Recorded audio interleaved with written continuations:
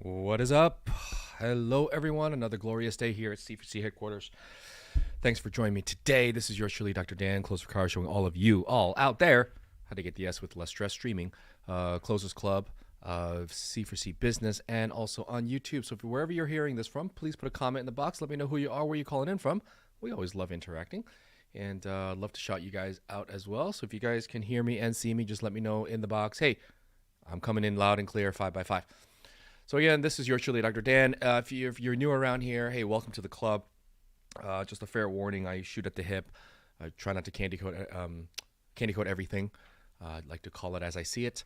And I think this profession needs that more than anything right now. So thanks for joining me today. Today I'm going to be talking about selling non-Chiro services. This one's going to be interesting. Salt Lake City in the house, loud and clear. Thank you so much. Jen Rosenhart in the house as well. And we got James Tickle, Charlottesville, Virginia. What's up, James? Good to see you. It's been a minute. Because a lot of the things that we talk about in professional selling can actually be done across many boundaries. However, there are certain things that we need to tweak. However, there are some fundamentals that are true across all cyber services and products that are sold the right way across the board. So that's what we're talking about today. So huge shout out to the Closers Club in the house. For all of you who have been hanging out with us for, I don't know, a long time, I just want to say thank you. Thank you for hanging out with us. Thank you for engaging us. Thank you for letting us know what we're doing is working for y'all, and what we do is entertaining for y'all, and what we do is moving the needle in the right direction for this beloved profession. Because one of the things that we want to see happen is we want chiropractic to assume the position that it deserves to be put in, because it is indeed the best healthcare product in the world. It's just underutilized, and for very good reason. So hopefully after today, we will be able to give you do-level pen to paper things that you guys can do in your office to sell non-Chiro services. But before we get into that, though, I do want to say something. And this has been a theme of ours behind the scenes for a while. Maybe you've seen some of our ads that are saying this, is that if you cannot sell what you have right now, you will not be able to sell what you're thinking about getting in the future. Okay? Let me say that one more time.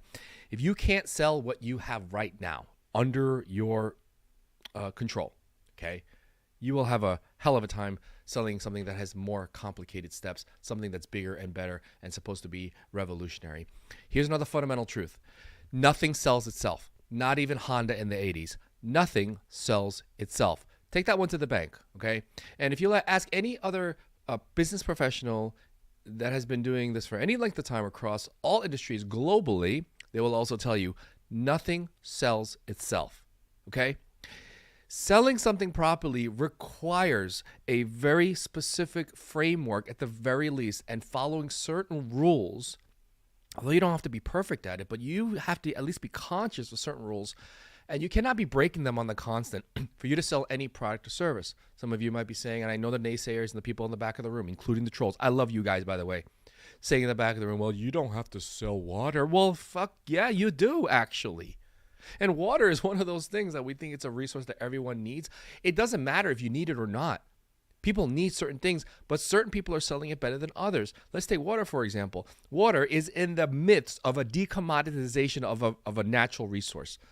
People are trying to decommoditize value add water, okay? Bottled water, let's just say, across the board. Even freaking electricity, power that comes into your house. Do you know that you can now get digital power? I don't know what the hell that means, okay? I don't know the difference between one form of 120 volt as opposed to another form of 120 volt. But apparently, the power companies are now decommoditizing that service in order for it to sell better, because it's something different. Like, okay, I don't know what that is. They still have to do a number on me to convince me that one form of power is better than the other.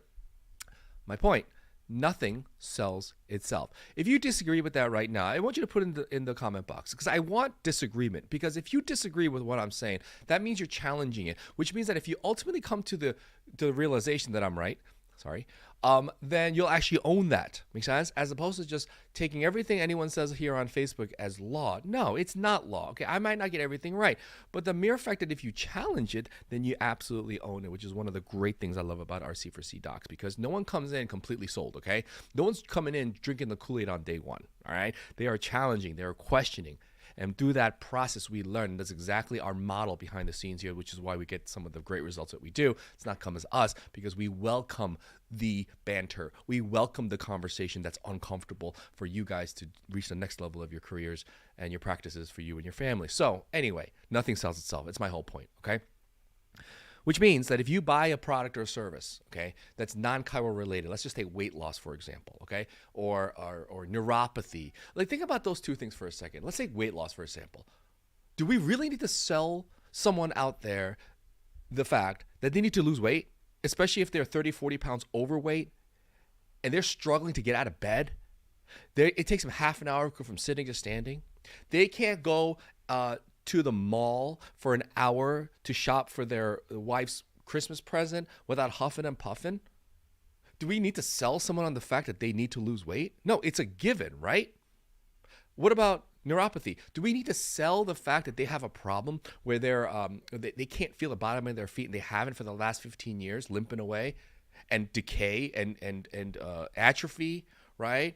And peripheral vascular problems? Like, do we need to sell the fact that they are actually have a problem? No, we don't sell that. Those things they come to fruition on their own, internally, from the marketplace, from the prospect, or whatever you want to call them. So where does a sale come into effect?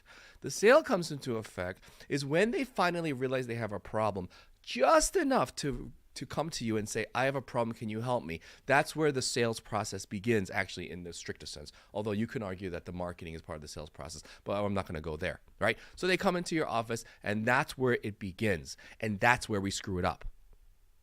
Because we are stepping on this to serious landmines and serious issues that are to essentially turn your prospect into someone who actually has a problem that wants it solved, into someone, I need to go home and think about it. Like, why the hell does that happen? And that's what we're going to talk about today. Why does that happen and what you can do to prevent it? So again, this is Dr. Dan Closer-Chiro, showing all of you guys how to get the yes with less stress. And Jen Rosenhart with me here as well, co-producing, and she says nothing sells itself. Nothing sells itself. And I'm taking the time aside to tell you guys right now, I don't care who sold you the weight loss protocol, or maybe you guys went to a big conference. There was just one that happened this weekend, and you went to the vendor booth and you bought this new shiny thing, okay, a value-added service to your practice, and they love to tell you that you put this into your office, and you put a sign up, and it'll sell itself, right? Or they say, you know what, you buy this gizmo from me. Okay, when I say gizmo, I'm not really minimizing it. I'm just saying it's just a new thing, right?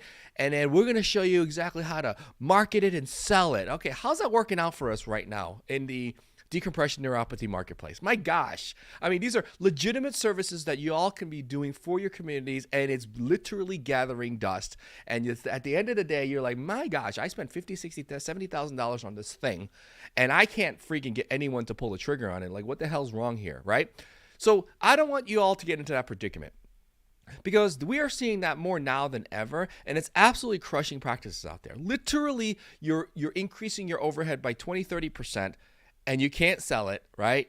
And it's a huge burden on your overhead, a huge burden on your business, because you can't convert the very thing that was promised that would sell itself. So nothing sells itself, all right? Fundamental number one. Fundamental number two, if you can't sell a lower ticket thing, a simpler thing, oh my God, like the almighty adjustment, if you can't get that sold at a high rate and on a click that's systematized, that happens more often than not, there is no way that you're going to be able to sell anything that is a higher ticket, that has more complicated moves, that has more moving parts. There's very little to no chance that it's going to actually happen. Okay, sorry to break it to you guys. I'm talking to all the people in the room who are sitting there thinking, how do I make more money in my practice? And by the way, there's nothing wrong with that. That's our obligation and our duty as a business owner, to increase the revenue of our business so we can serve at a higher level. There's nothing wrong with that, okay? And by the way, in aside, if anyone in your life or your mentors or anyone in chiropractic, and it happens in chiropractic, and it tells you that, oh, you're wrong, for you to be looking for better ways to increase revenue, like, fire them or get out of their space. That's such toxic thinking. You're a business owner. It's your obligation, your duty to increase revenue. That's the whole purpose of a business, in order for you to realize the purpose that you set out to do. That's just how it goes.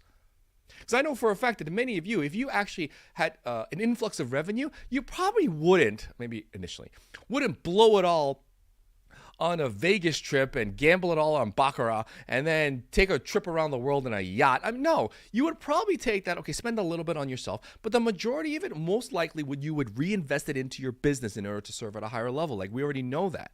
And chiropractic, as altruistic as it is, we actually see that. Nevertheless, I digress. My issue and my point is that we need to know how to get someone across to say yes to whatever we're saying, and we need to do it on a fundamental level. Step one, okay? So I'm going to cover the fundamentals here in the next 10, 15 minutes. If you guys are enjoying this rant right now, let me know that you are enjoying it. I appreciate it. Christopher Albert's in the house. What's up? Someone says, you're not selling the thing, you're selling the solution. Yeah, no doubt about it. And Jen says, oh my God, start with Chiro, get the close at 80%, then higher ticket and niches. That is the template that we're proposing here, that we're promoting here, okay? Because let me just tell you something, is there's no quicker way to the promised land of a high profit, high volume enterprise that you're all trying to build. There's nothing easier to get there than selling what you think is not as valuable. The adjustment, okay, my gosh, I mean, that's the fundamentals of what we do, right? Okay, if you disagree with that, I want to hear about it. And if we can't sell that, that's something the public's already given us credit for that we do exclusively, and they have given us credit for that, right? When you think about getting adjusted or cracked, whatever, I'm not going to get into semantics. Well, what do they think? Are they thinking PT? Are they thinking OT? No, they're thinking about chiros, right? Chiropractors. Why? And all the proliferation of the YouTube chiros, guys. How are you? Think about them? Dude, I love them. I think it's great, okay? Whatever we can get eyeballs on in chiropractic, great. And they've already given us credit for that. Well, why in the world wouldn't you exploit the fact that the marketplace has given us credit for the fact that we own the adjustment, or we own the manipulation or the crack? I'm not here to talk about what to call it. I'm just talking about, in the pure business sense, is they've given us credit for it. So why wouldn't we exploit that? Why don't we take advantage of that and double that down, right? So here's number one. And somebody already said it. We need to figure out a way to not step on these mines. And right off the bat, and I'll tell you the biggest problem that chiros have in sales is the mere fact of why we are so good at what we do. Watch this. We love our shit so much. Let's just admit it. If you've been doing this for any length of time, and if you haven't, just don't worry, you'll get there. When you get to a point, you're like, oh my God, this chiropractic thing is amazing. I can't believe I just had a string of people that have been to the MD, the DC, the PT, the OT, the MPPT, the V&V, the ABC, the XYZ, and nothing if they've done has actually gotten any results or any progress. And under my care in only a couple of weeks or months, they are a completely different person. Like, when you see that over and over again in your practices, you just realize, holy shit, we're onto something here. This shit is so good. And the mere fact that we love it so much is the mere fact that we can't sell it. Let me explain.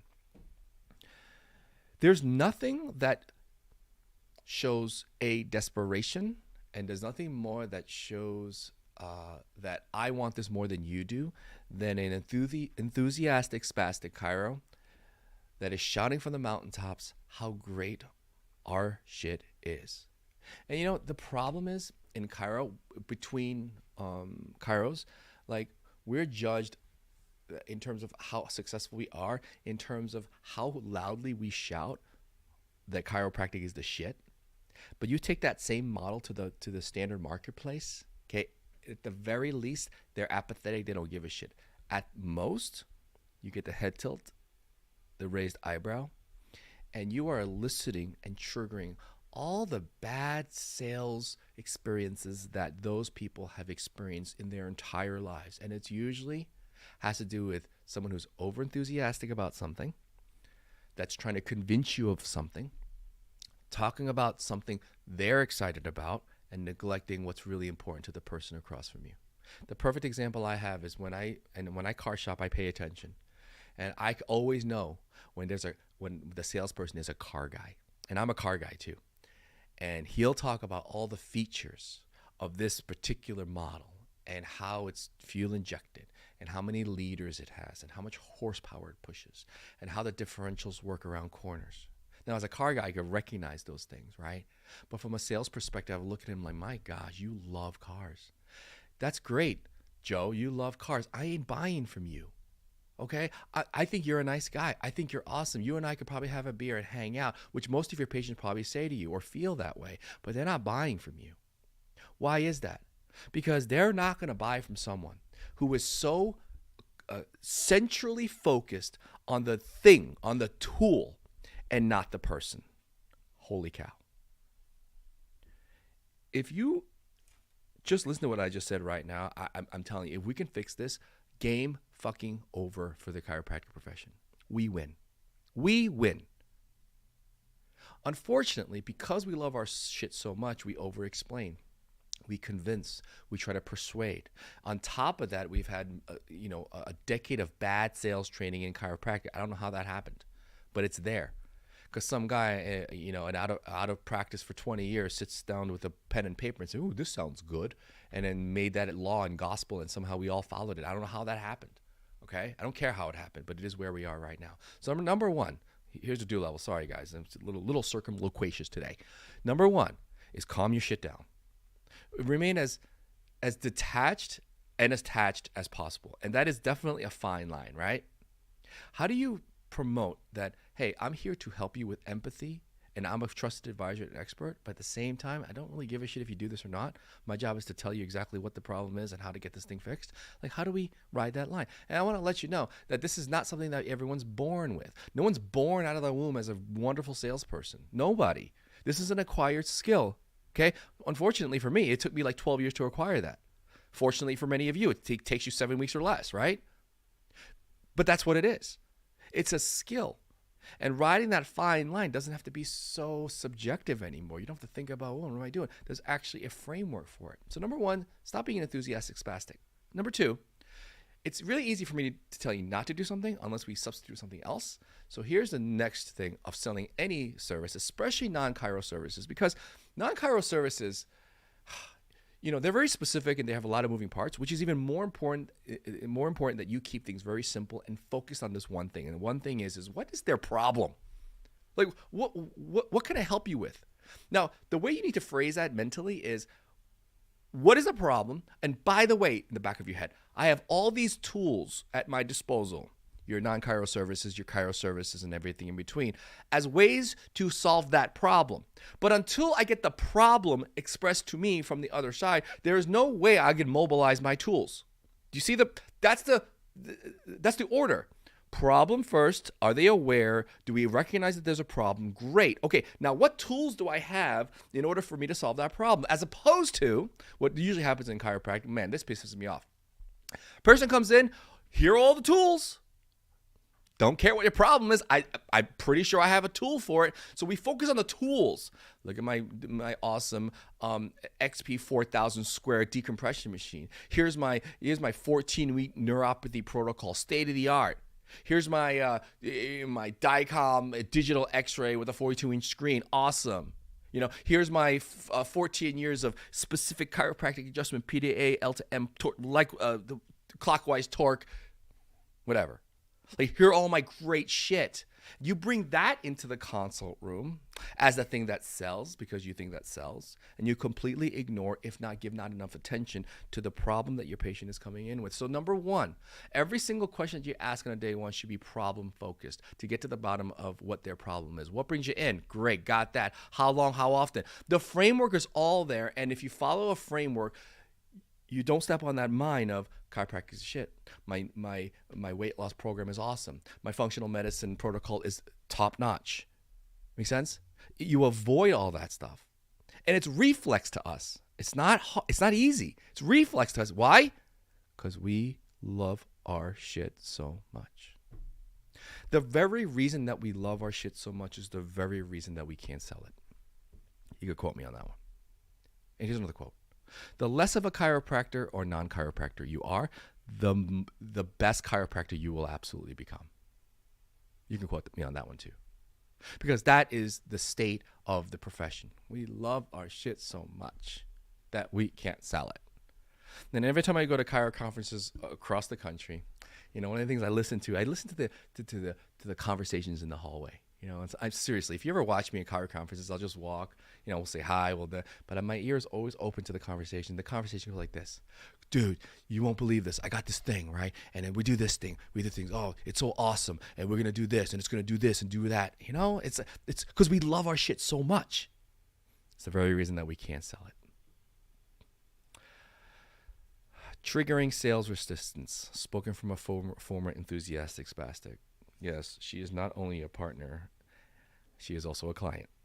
Because when we do things to trigger that sales resistance, again, it's like, you got to think that every person out there, and you as well, has sales PTSD. Because I think we've all suffered bad sales experiences where, and I'll never forget, one of the times that I wanted to buy something for the house, it was like, renovations. I think it was the kitchen.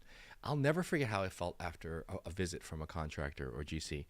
And I felt stupid. I felt guilty I didn't go with him. I felt so bad. And I didn't even know what was happening. And I do this as my job. And I'll never forget, oh my God, this is how not to do it.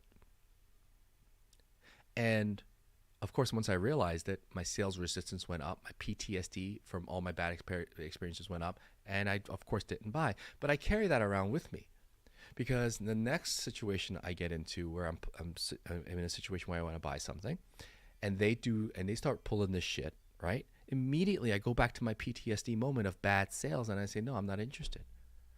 It is absolutely everywhere. Jed, you're on a roll today. Selling me before asking me what problems I'm having, pet peeve. Man, that is absolute destruction. That is absolute destruction. And the door-to-door people, I open the door because I just want to see what they do. And the people who do it right are the people who just ask questions. Hey, like pest control. Hey, we're doing blah, blah, blah, blah. Do you blah, blah, blah, blah? I'm like, oh, do you blah, blah, blah, blah? Ask questions, trying to find out if there's a problem. Right? And that's the only way to do it. Okay? Jen also says you should be a problem finder, not a service and product pusher. That could be a rap song in itself. We should write a song. You should be a problem finder, not a service product pusher. It actually has a little bit of a ring. I think we could do that. Jen, man, you're on fire. But you don't care about those things. How does it feel to drive in terms of the car analogy, right? Oh, goodness. Okay, so guys, let me just wrap this up here. You want to sell non-Chiro services? Okay, number one, let's sell a Chiro service first, top notch, as well as we possibly can. Now, if you have other non-Chiro services like weight loss and take your pick, it doesn't really matter, it takes more work to systematize a way to ask questions that gets the new patient to unadulteratedly express their particular problem that they're having without you assuming you know. If your patients can come up to the realizations on their own without manipulating them, that's how these long-lasting, decade-long relationships happen. That's how referrals happen. Because why? Your patient said, this was my decision, as it should be. If you can figure out that, game fucking over. Game over. We win. And we taste it, guys. I'm telling you. If you've been hanging out with here for any length of time, you do know that we are fully convinced that even if chiropractic, in the practice of chiropractic, stays where it is, okay? And we can always do better, guys. I understand that. But if that just stayed where it is, and we just got better at promoting, selling, marketing, what we do, just a little bit better across the board, we win. I'm telling you. The marketplace will vote on that. And whatever other external forces that are going against this profession, doesn't matter. Because if we can get the marketplace to say, holy shit, like these guys, like I understand, like I need that. I want that. I desire that. And we get the majority of the marketplace to do that, month after month, year after year, decade after decade, game over. That's what we're trying to do here. It happens one chiropractor at a time. Not do the sleazy bullshit that you've been taught in the past. If we can do that for you at the grassroots level, one chiropractor at a time, we win. It's game over.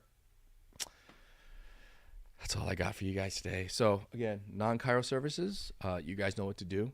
If you want more of this stuff, man, we got volumes. This is essentially what we do. We do a lot of stuff. We're in practice just like you, but we don't teach everything. We just teach you exactly what to do from the first walk in till they say yes to your life-saving care and pay you handsomely for it. That's the only thing we do, and that's all we want to do, because that is the biggest problem in our industry right now. I'm saying it. That is the biggest problem. Okay? Yeah, we have other problems, but that is the biggest problem. We cannot sustain this profession nor your practices with 50, 40, 30, 20% close rates, where only a third of your people that come in, walk into your door with a problem, leave without saying yes to any form of recommendation. That is not sustainable. There's no business in the world that can sustain that. Or we can't sustain it fiscally, and we can't sustain it emotionally, because there's only so much rejection we can take. I don't care how strong you are. At some point, you throw in the towel. And we're seeing it all the time. Not cool. All right?